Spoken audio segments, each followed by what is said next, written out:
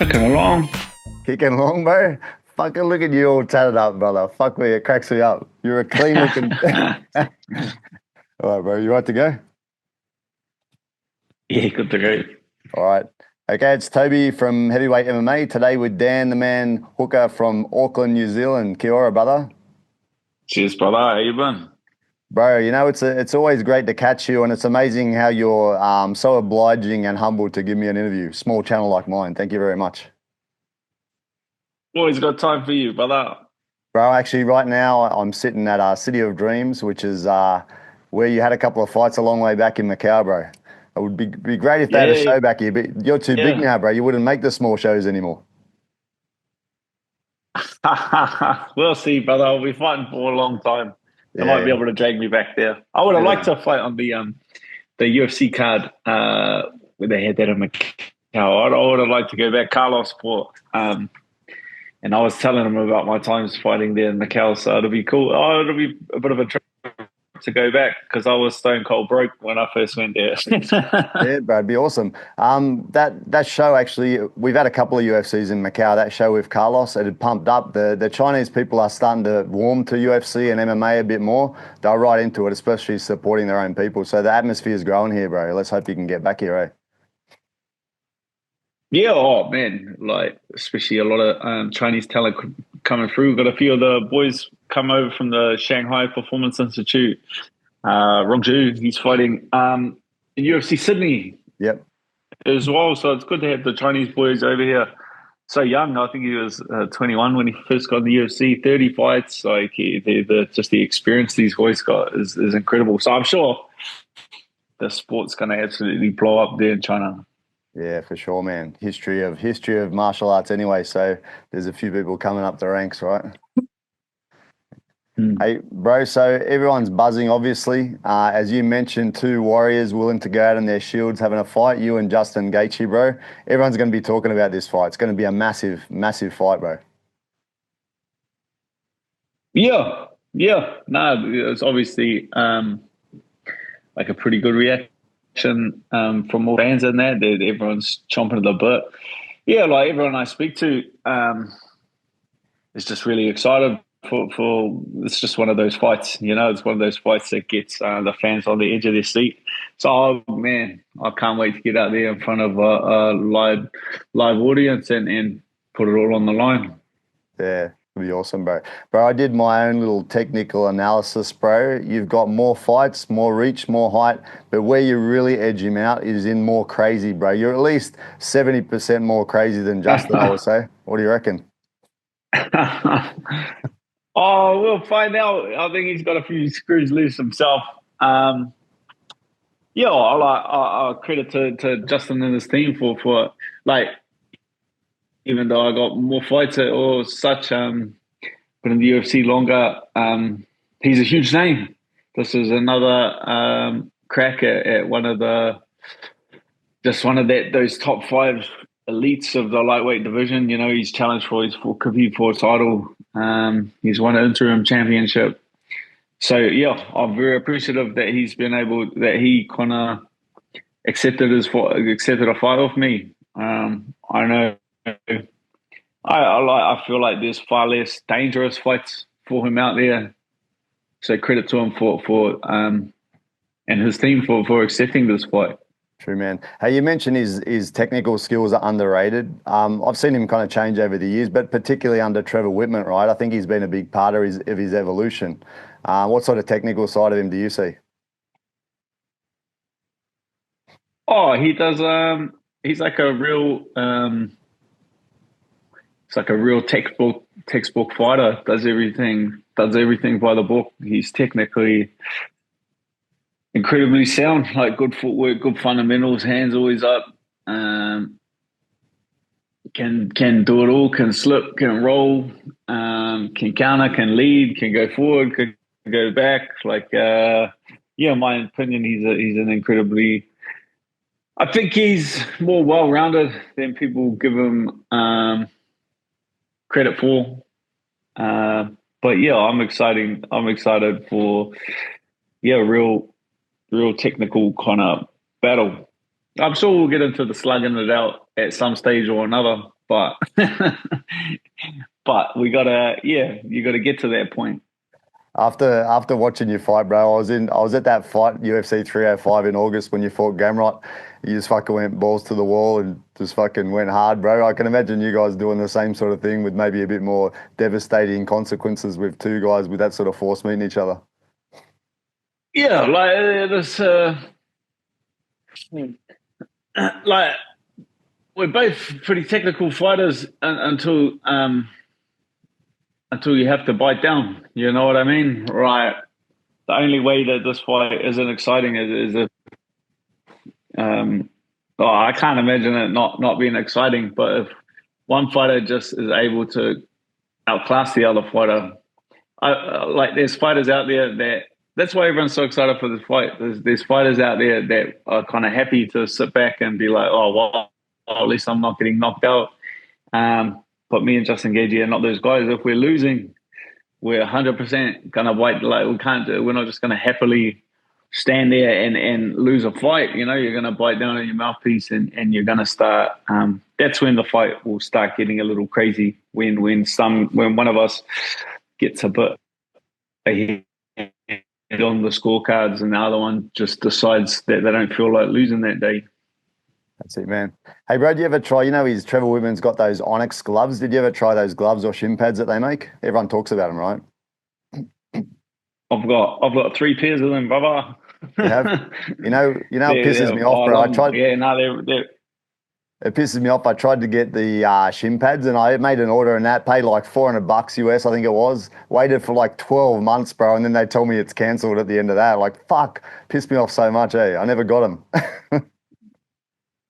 I'm in the same. I'm in the same boat, brother. I got the shin pad. Yeah, but you sent me another pair of gloves out. I got the. I had a couple pairs of 16s. I've had 10s. I've had the headgear. No, it's good. It's good gear. You know, he makes some. They're probably, yeah. They're some of my favorite gloves. The Onyx gloves. Anyway, you can knock him out, bro, and then turn to Whitman and say, "Where's my shin pads?" Get up him, bro. Why not? And Toby wants a shin pad. Exactly, or you, bro. Hey, the fights last weekend. Did you watch UFC 311? Some fucking sick fights. Yeah. Mainly, just the main, and yeah. That's what I wanted to ask you, bro. Merab. Yeah. I was lucky enough to get Merab to give me an interview, so I rate him, and I was hoping he'd win, but it was a difficult matchup. What do you think of that one? He did pretty well. Yeah, it was like real. It was very impressive. It showed. Yeah, like obviously there's a huge amount of like it's a bit of a myth the Kazakhstani boys and their team and their ability and their training regime and all of that. Like it's a bit of a myth, and as everyone knows, like the myth is always bigger than the man, and yeah, Merab kind of showed because he just didn't care. You know what I mean? Like he was the one that he put Umar on the back foot. He shot takedowns. I think he broke the record for the most amount of takedowns, and he just got in his face and just didn't believe the myth at all. And he, instead of fighting the myth, he fought the man. And we're kind of the opposite of that with Islam. And like me, it's the same from that same experience. Whereas you're fighting the myth, and you forget about like this. The task becomes like a whole lot smaller when you just focus on the man standing in front of you and not the kind of weight with everything that surrounds that. Yeah, bro, and he has a whole country behind him too. The Georgians are very, very strong supporters of their people, bro. They're a small country, not a big population. They've got some sick fighters come out of there, and some weightlifters and wrestlers and that. So they're pretty tough lads. Bro, you just mentioned Islam Makachev. When you watch him, do you think about rematching him? What happens in a rematch, bro? When you have a proper preparation. Last time you had a bullshit preparation. So what happens in a rematch? Oh, I think that's something. That's a fight you'd have to earn back. And yeah, like you can't say I'm that far off of it. I think with a win over Gaethje, that'll put you right in title contention. That'll be a 4-fight win streak and beating the number three in the division that really puts you in that conversation with a couple of guys, and that comes down to, as we know, like, look, we kind of got his shot at the title in the weekend, and he's ranked number 10 or something. So anything can happen as you're getting a bit closer. If one of the other guys standing in your way can't fight or catches an injury, you're going to be the one stepping in and kind of taking it. And yeah, I definitely feel like I've showed that I've developed since then as a fighter. But yeah, I'm just excited to show even more in this fight. More than just being tough. There's time to show you that you have the kind of the technical ability to get out there and compete. Yeah. Awesome, bro. Hey, a couple of quick questions. The fight that I mentioned before, when you fought Gamrot, you're in the corner, loving it, just loving the fight, bro. What's that feeling? Can you explain what's that feeling to you, like when you're in there just loving it so much?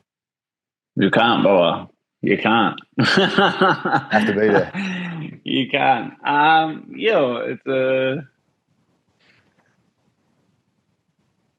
It's just embracing the position you're in. Most people don't like being tired. Most people don't like not being able to breathe. Most people don't like blood dripping down their face.